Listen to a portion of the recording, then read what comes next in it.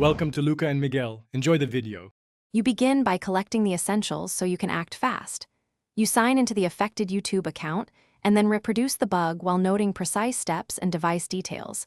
This matters because engineers need repeatable context.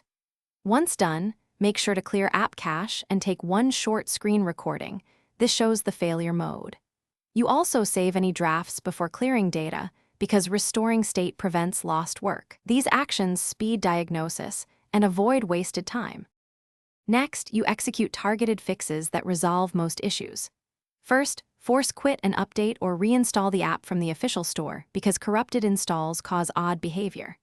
Then, switch networks. Test Wi-Fi versus mobile data and try a 5 GHz band if you can. Network differences reveal streaming or sync faults.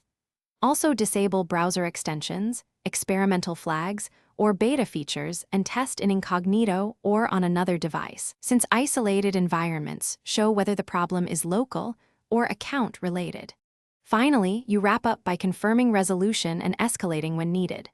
If the bug persists, file a detailed report through YouTube's feedback form including your steps, logs, device details, and the screen clip. Clear evidence shortens turnaround.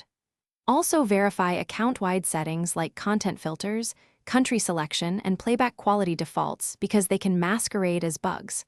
Once a fix is applied, clear cache and test across 2 devices and 1 network to make sure the issue is truly resolved.